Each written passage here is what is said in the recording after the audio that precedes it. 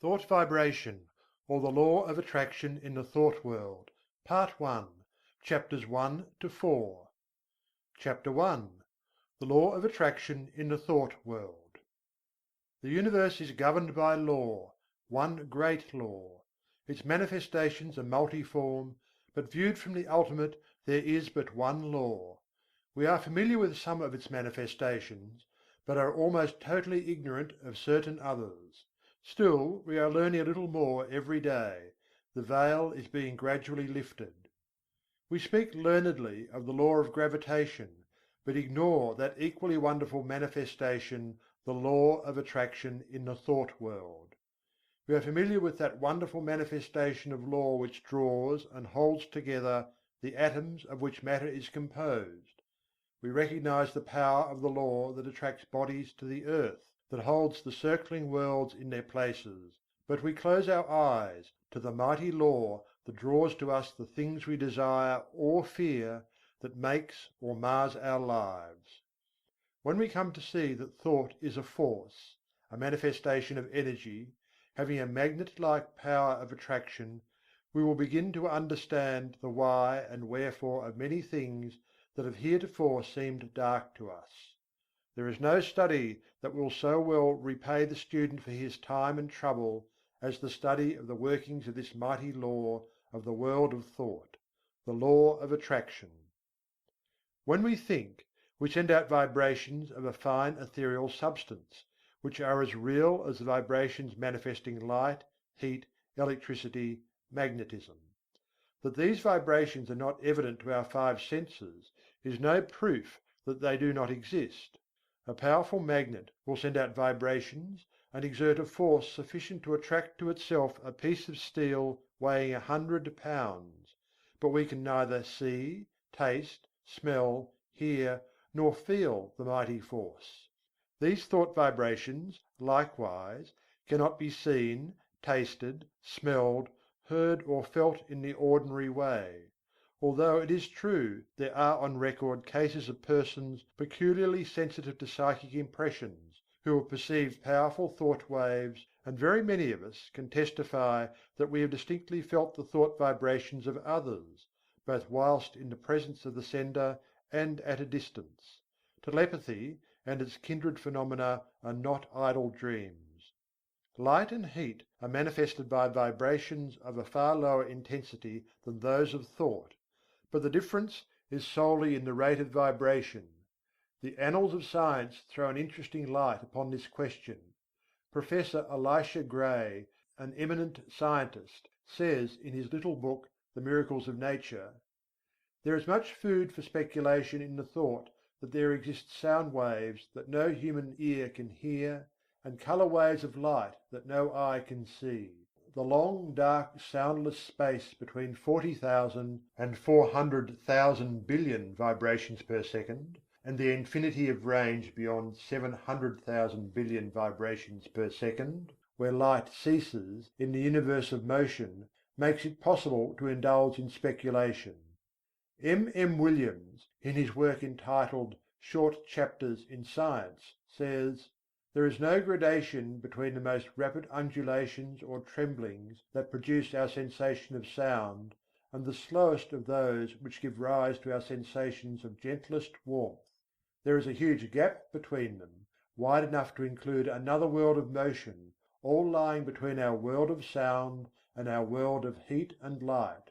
And there is no good reason whatever for supposing that matter is incapable of such intermediate activity, or that such activity may not give rise to intermediate sensations, provided there are organs for taking up and sensifying their movements." I cite the above authorities merely to give you food for thought, not to attempt to demonstrate to you the fact that thought vibrations exist.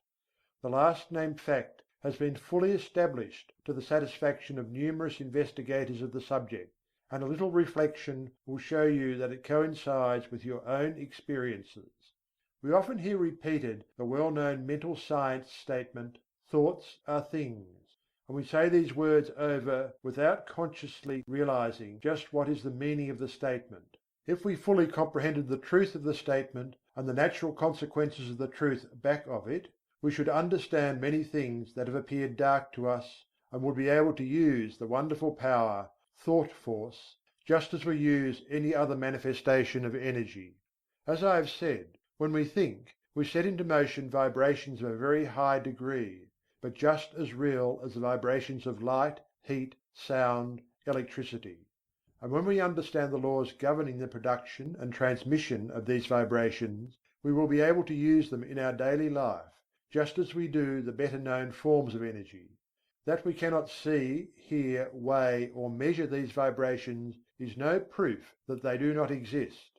There exist waves of sound which no human ear can hear, although some of these are undoubtedly registered by the ear of some of the insects, and others are caught by delicate scientific instruments invented by man. Yet there is a great gap between the sounds registered by the most delicate instrument and the limit which man's mind, reasoning by analogy, knows to be the boundary line between sound waves and some other forms of vibration. And there are light waves which the eye of man does not register, some of which may be detected by more delicate instruments, and many more so fine that the instrument has not yet been invented which will detect them, although improvements are being made every year and the unexplored field gradually lessened. As new instruments are invented, new vibrations are registered by them, and yet the vibrations were just as real before the invention of the instrument as afterward. Supposing that we had no instruments to register magnetism, one might be justified in denying the existence of that mighty force, because it could not be tasted, felt, smelt, heard, seen, weighed, or measured. And yet the mighty magnet would still send out waves of force sufficient to draw to it pieces of steel weighing hundreds of pounds. Each form of vibration requires its own form of instrument for registration.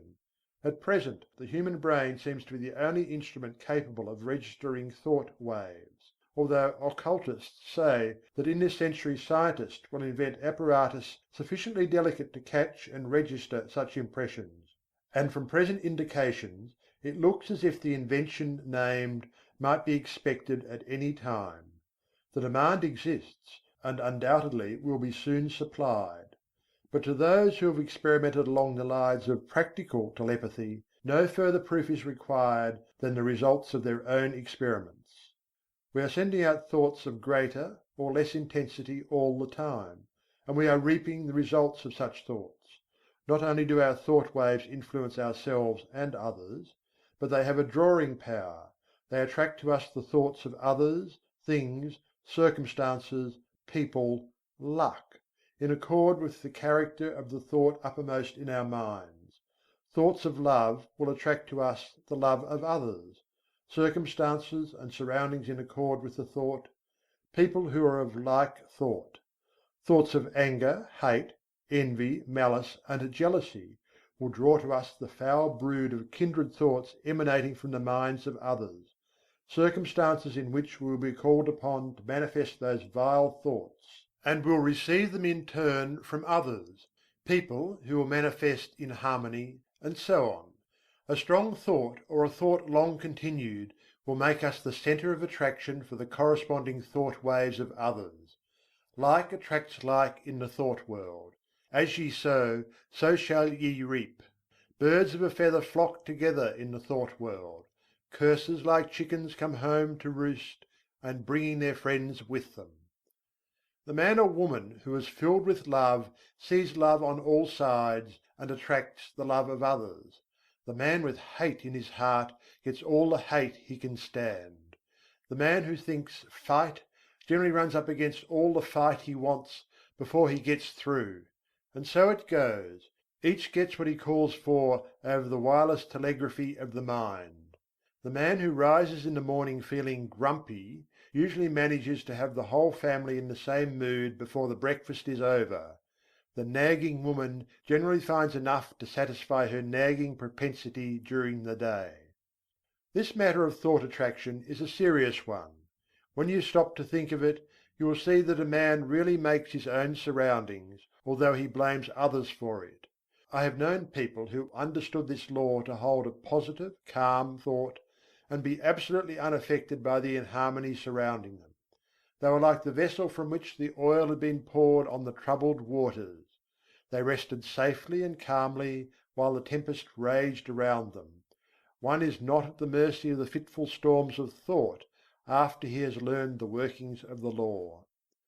We have passed through the age of physical force on to the age of intellectual supremacy, and are now entering a new and almost unknown field, that of psychic power. This field of energy has its established laws, as well as have the others, and we should acquaint ourselves with them, or we will be crowded to the wall, as are the ignorant on the plains of effort.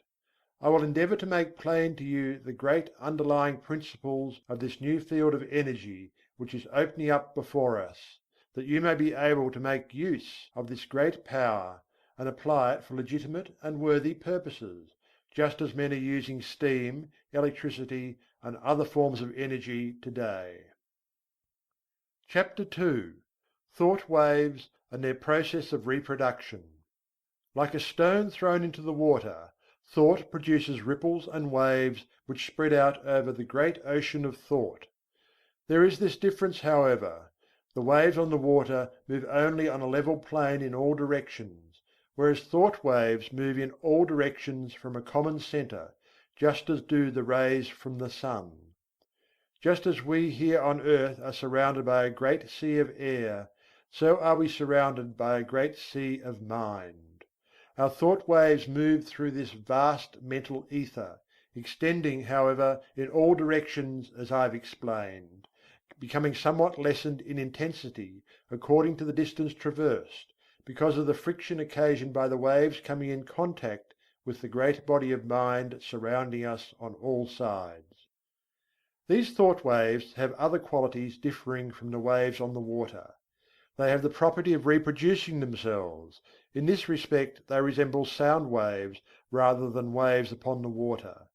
Just as a note of the violin will cause the thin glass to vibrate and sing, so will a strong thought tend to awaken similar vibrations in minds attuned to receive it. Many of the stray thoughts which come to us are but reflections or answering vibrations to some strong thought sent out by another.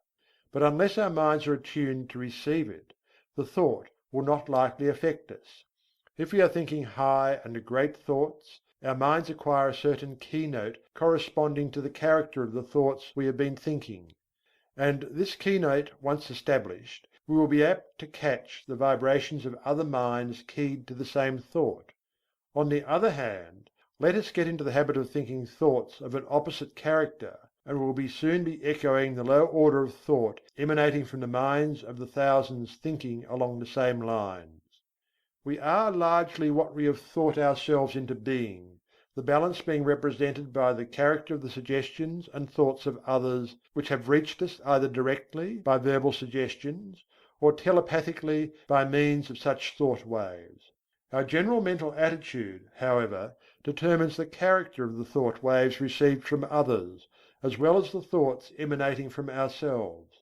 We receive only such thoughts as are in harmony with the general mental attitude held by ourselves; the thoughts not in harmony affecting us very little, as they awaken no response in us.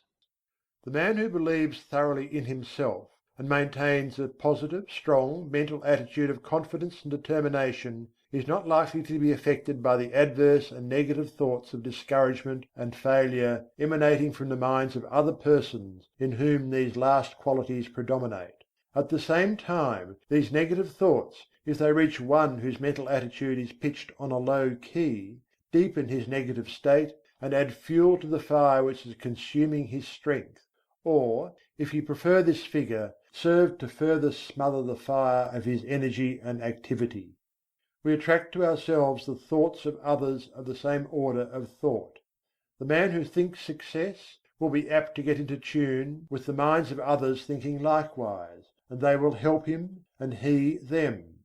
The man who allows his mind to dwell constantly upon thoughts of failure brings himself into close touch with the minds of other failure people, and each will tend to pull the other down still more. The man who thinks that all is evil is apt to see much evil, and will be brought into contact with others who will seem to prove his theory.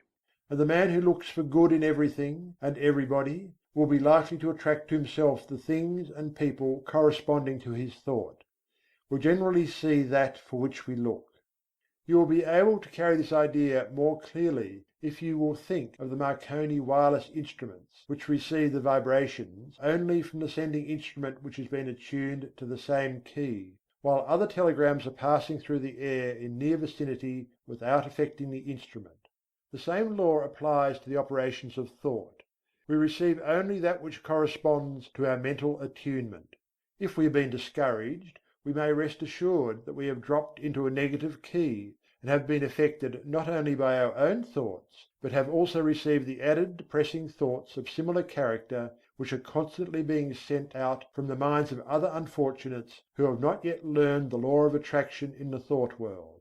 And if we occasionally rise to heights of enthusiasm and energy, how quickly we feel the inflow of the courageous, daring, energetic, positive thoughts being sent out by the live men and women of the world. We recognize this without much trouble when we come into personal contact with people and feel their vibrations, depressing or invigorating as the case may be. But the same law operates when we are not in their presence, although less strongly. The mind has many degrees of pitch, ranging from the highest positive note to the lowest negative note, with many notes in between, varying in pitch according to their respective distance from the positive or negative extreme. When your mind is operating along positive lines, you feel strong, buoyant, bright, cheerful, happy, confident and courageous, and are enabled to do your work well, to carry out your intentions, and progress on your roads to success. You send out strong positive thought, which affects others and causes them to cooperate with you or follow your lead, according to their own mental keynote. When you are playing on the extreme negative end of the mental keyboard, you feel depressed, weak, passive, dull, fearful, cowardly, and you find yourself unable to make progress or to succeed, and your effect upon others is practically nil. You are led by rather than leading others, and are used as a human doormat or football by more positive persons. In some persons the positive element seems to predominate, and in others the negative quality seems to be more in evidence. There are, of course, widely varying degrees of positiveness and negativeness, and B may be negative to A, while positive to C. When two people first meet, there is generally a silent mental conflict in which their respective minds test their quality of positiveness and fix their relative position towards each other. This process may be unconscious in many cases, but it occurs nevertheless. The adjustment is often automatic, but occasionally the struggle is so sharp, the opponents being so well matched, that the matter forces itself into the consciousness of the two people. Sometimes both parties are so much alike in their degrees of positiveness that they fail to come to terms mentally. They never really are able to get along with each other, and they are either mutually repelled and separate, or else stay together amid constant broils and wrangling. We are positive or negative to everyone with whom we have relations. We may be positive to our children, our employees and dependents, but we are at the same time negative to others to whom we occupy inferior positions, or whom we have allowed to assert themselves over us. Of course, something may occur and we will suddenly become more positive than the man or woman to whom we have heretofore been negative. We frequently see cases of this kind, and as the knowledge of these mental laws becomes more general, we will see many more instances of persons asserting themselves and making use of their new found power. But remember, you possess the power to raise the keynote of your mind to a positive pitch by an effort of the will.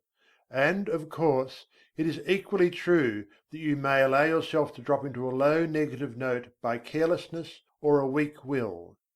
There are more people on the negative plane of thought than on the positive plane, and consequently there are more negative thought vibrations in operation in our mental atmosphere. But, happily for us, this is counterbalanced by the fact that a positive thought is infinitely more powerful than a negative one. And if by force of will we raise ourselves to a high mental key, we can shut out the depressing thoughts and may take up the vibrations corresponding with our changed mental attitude. This is one of the secrets of the affirmations and autosuggestions used by the several schools of mental science and other New Thought cults. There is no particular merit in affirmations of themselves, but they serve a twofold purpose. One, they tend to establish new mental attitudes within us and act wonderfully in the direction of character building, the science of making ourselves over. Two, they tend to raise the mental keynote so that we may get the benefit of the positive thought waves of others on the same plane of thought. Whether or not we believe in them, we are constantly making affirmations. The man who asserts that he can and will do a thing, and asserts it earnestly, develops in himself the qualities conducive to the well-doing of that thing, and at the same time places his mind in the proper key to receive all the thought waves likely to help him in the doing. If, on the other hand, one says and feels that he is going to fail, he will choke and smother the thoughts coming from his own subconscious mentality which are intended to help him, and at the same time will place himself in tune with the failure thought of the world. And there is plenty of the latter kind of thought around, I can tell you. Do not allow yourself to be affected by the adverse and negative thoughts of those around you. Rise to the upper chambers of your mental dwelling, and key yourself up to a strong pitch, away above the vibrations of the lower planes of thought. Then you will not only be immune to their negative vibrations, but will be in touch with the great body of strong positive thought coming from those of your own plane of development. My aim will be to direct and train you in the proper use of thought and will, so that you may have yourself well in hand, and may be able to strike the positive key at any moment you may feel it necessary. It is not necessary to strike the extreme note on all occasions. The better plan is to keep yourself in a comfortable key, without much strain, and to have the means at command whereby you can raise the pitch at once when occasion demands. By this knowledge you will not be at the mercy of the old automatic action of the mind, but may have it well under your own control. Development of the will is very much like the development of a muscle, a matter of practice and gradual improvement. At first it is apt to be tiresome, but at each trial one goes stronger until the new strength becomes real and permanent. Many of us have made ourselves positive under sudden calls or emergencies. We are in the habit of bracing up when occasion demands, but by intelligent practice you will be so much strengthened that your habitual state will be equal to your bracing up stage now, and then when you feel it necessary to apply the spur, you will be able to reach a stage not dreamed of at present. Do not understand me as advocating a high tension continuously. This is not at all desirable, not only because it is apt to be too much of a strain upon you, but also because you will find it desirable to relieve the tension at times and become receptive that you may absorb impressions. It is well to be able to relax and assume a certain degree of receptiveness, knowing that you are always able to spring back to the more positive state at will. The habitually strong positive man loses much enjoyment and recreation. Positive, you give out expressions; receptive, you take in impressions. Positive, you are a teacher; receptive, a pupil. It is not only a good thing to be a good teacher, but it is also very important to be a good listener at times. CHAPTER III. A talk about the mind. Man has but one mind, but he has many mental faculties, each faculty being capable of functioning along two different lines of mental effort. There are no distinct dividing lines separating the two several functions of a faculty, but they shade into each other as do the colours of the spectrum. An active effort of any faculty of the mind is the result of a direct impulse imparted at the time of the effort. A passive effort of any faculty of the mind is the result of either a preceding active effort of the same mind, an active effort of another along the lines of suggestion, thought vibrations from the mind of another, thought impulses from an ancestor transmitted by the law of heredity, including impulses transmitted from generation to generation from the time of the original vibratory impulse imparted by the primal cause, which impulses gradually unfold and unsheath when the proper state of evolutionary development is reached. The active effort is new born, fresh from the mint, whilst the passive effort is of less recent creation, and, in fact, is often the result of vibratory impulses imparted in ages long past. The active effort makes its own way, brushing aside the impeding vines and kicking from its path the obstructing stones. The passive effort travels along the beaten path. A thought impulse, or motion impulse, originally caused by an active effort of faculty, may become, by continued repetition or habit, strictly automatic, the impulse given it by the repeated active effort developing a strong momentum which carries it along passive lines until stopped by another active effort or its direction changed by the same cause. On the other hand, thought impulses or motion impulses continued along passive lines may be terminated or corrected by an active effort. The active function creates, changes, or destroys. The passive function carries on the work given it by the active function and obeys orders and suggestions. The active function produces the thought habit or motion habit and imparts to it the vibrations which carry it along the passive lines thereafter. The active function also has the power to send forth vibrations which neutralize the momentum of the thought habit or motion habit. It also is able to launch a new thought habit or motion habit with stronger vibrations, which overcomes and absorbs the first thought or motion and substitutes the new one. All thought impulses, or motion impulses, once started on their errands, continue to vibrate along passive lines until corrected or terminated by subsequent impulses imparted by the active function or other controlling power. The continuance of the original impulse adds momentum and force to it, and renders its correction or termination more difficult. This explains that which is called the force of habit. I think that this will be readily understood by those who have struggled to overcome a habit which has been easily acquired. The law applies to good habits as well as bad. The moral is obvious. Several of the faculties of the mind often combine to produce a single manifestation. A task to be performed may call for the combined exercise of several faculties, some of which may manifest by active effort, and others by passive effort. The meeting of new conditions, new problems, calls for the exercise of active effort, whilst a familiar problem or task can be easily handled by the passive effort without the assistance of his more enterprising brother. There is in nature an instinctive tendency of living organisms to perform certain actions, the tendency of an organized body to seek that which satisfies the wants of its organism. This tendency is sometimes called appetency. It is really a passive mental impulse, originating with the impetus imparted by the primal cause and transmitted along the lines of evolutionary development, gaining strength and power as it progresses. The impulse of the primal cause is assisted by the powerful upward attraction exerted by the Absolute. In plant life, this tendency is plainly discernible, ranging from the lesser exhibitions in the lower types to the greater in the higher types. It is that which is generally spoken of as the life force in plants. It is, however, a manifestation of rudimentary mentation, functioning along the lines of passive effort. In some of the higher forms of plant life there appears a faint colour of independent life action, a faint indication of choice or volition. Writers on plant life relate many remarkable instances of this phenomenon. It is undoubtedly an exhibition of rudimentary active mentation.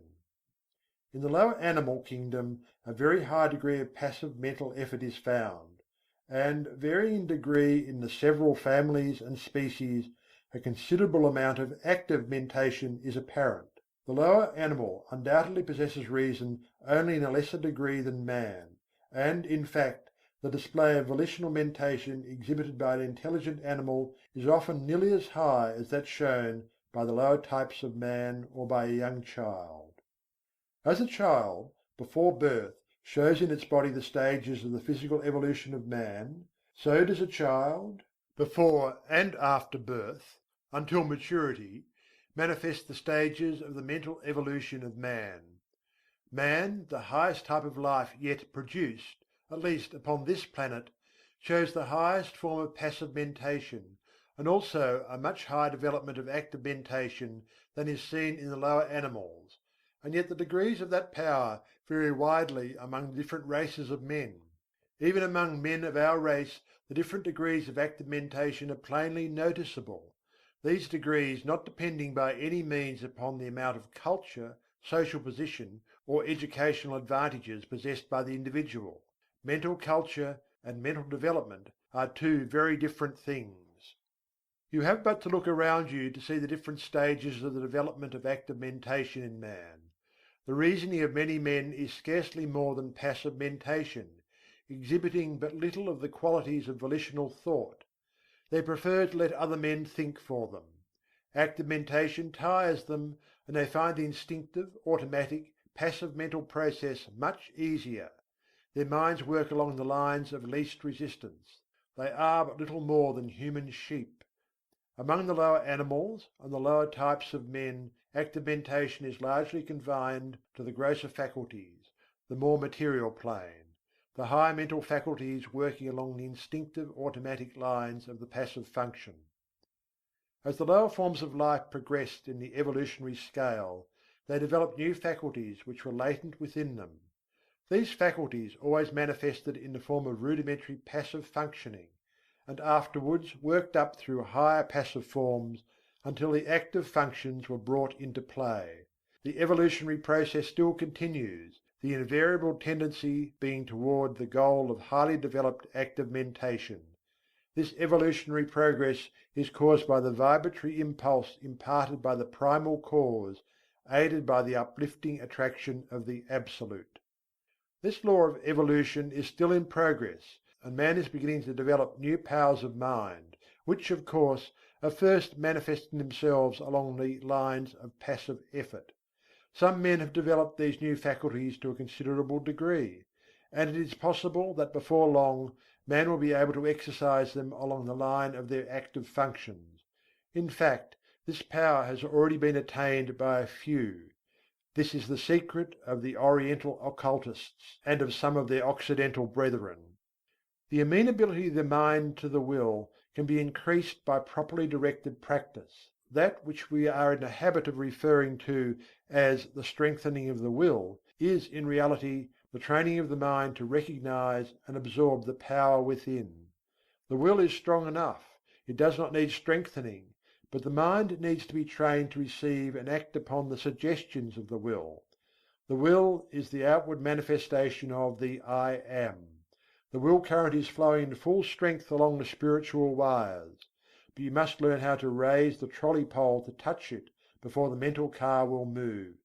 This is a somewhat different idea from that which you have been in the habit of receiving from writers on the subject of will power, but it is correct, as you will demonstrate to your satisfaction if you will follow up the subject by experiments along the proper lines. The attraction of the Absolute is drawing man upward, and the vibratory force of the primal impulse has not yet exhausted itself. The time of evolutionary development has come when man can help himself.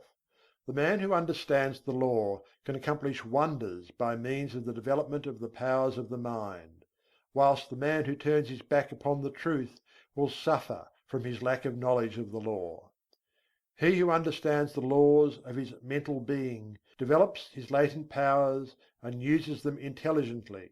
He does not despise his passive mental functions, but makes good use of them also, charges them with the duties for which they are best fitted, and is able to obtain wonderful results from their work, having mastered them and trained them to do the bidding of the higher self. When they fail to do their work properly, he regulates them, and his knowledge prevents him from meddling with them unintelligently, and thereby doing himself harm.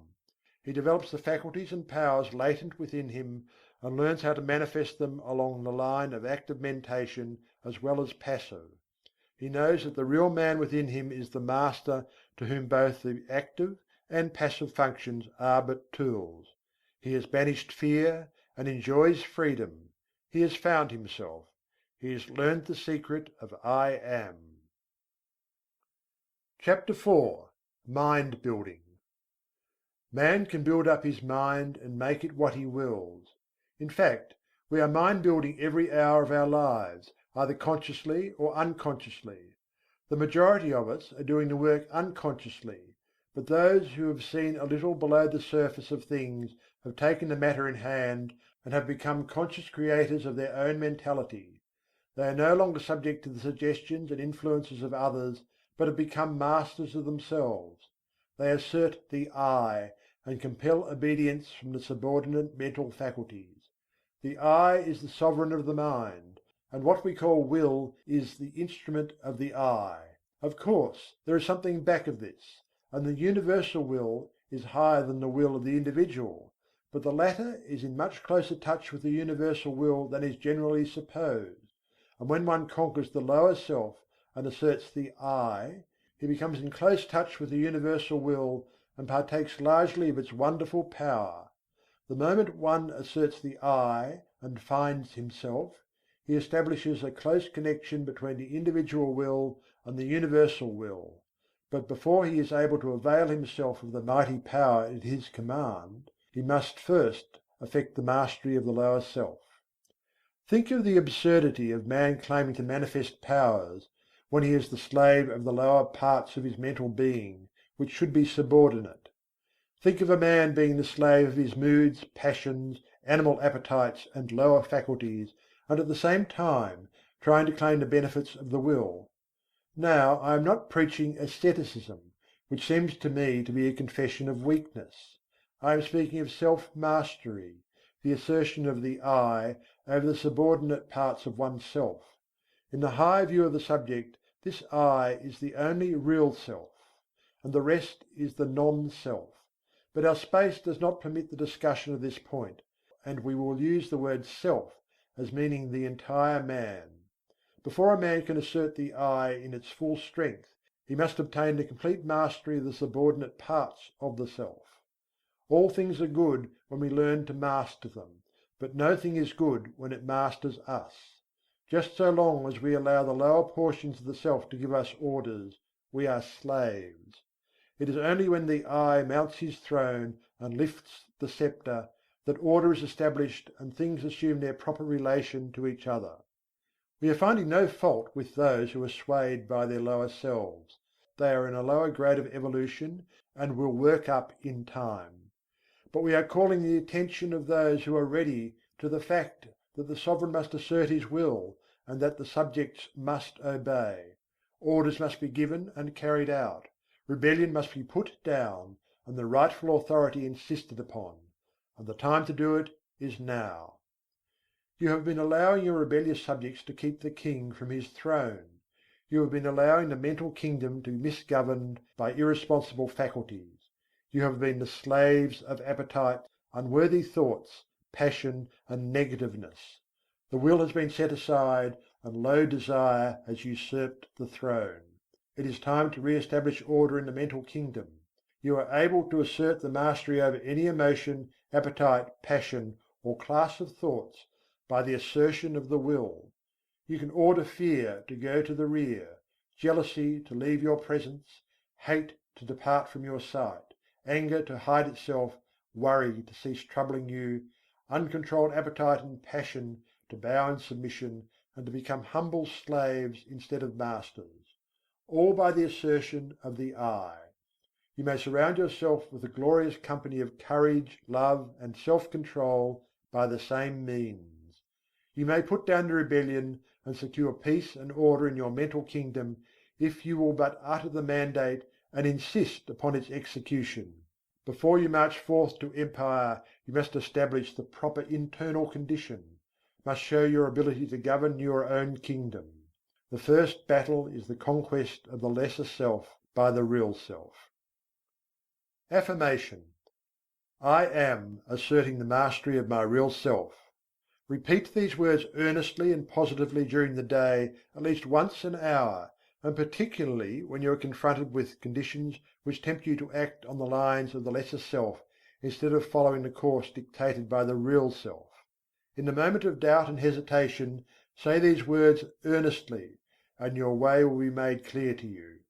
Repeat them several times after you retire and settle yourself to sleep. But be sure to back up the words with the thoughts inspiring them, and do not merely repeat them parrot-like. form the mental image of the real self asserting its mastery over the lower planes of your mind. See the king on his throne. You will become conscious of an influx of new thought, and things which have seemed hard for you will suddenly become much easier. You will feel that you have yourself well in hand, and that you are the master and not the slave. The thought you are holding will manifest itself in action, and you will steadily grow to become that which you have in mind. Exercise. Fix the mind firmly on the higher self, and draw inspiration from it when you feel led to yield to the promptings of the lower part of your nature. When you are tempted to burst into anger, assert the "I" and your voice will drop. Anger is unworthy of the developed self. When you feel vexed and cross, remember what you are and rise above your feeling. When you feel fearful, remember that the real self fears nothing, and assert courage. When you feel jealousy inciting, think of your higher nature and laugh. And so on, asserting the real self, and not allowing the things on the lower plane of mentality to disturb you. They are unworthy of you, and must be taught to keep their places. Do not allow these things to master you. They should be your subjects, not your masters. You must get away from this plane, and the only way to do so is to cut loose from these phases of thought which have been running things to suit themselves. You may have trouble at the start, but keep at it, and you will have that satisfaction which comes only from conquering the lower parts of our nature. You have been a slave long enough. Now is the time to free yourselves. If you will follow these exercises faithfully, you will be a different being by the end of the year, and will look back with a pitying smile to your former condition. But it takes work. This is not child's play, but a task for earnest men and women. Will you make the effort? End of Thought Vibration, or The Law of Attraction in the Thought World, Part 1, Chapters 1 to 4. Read by Algie Pug.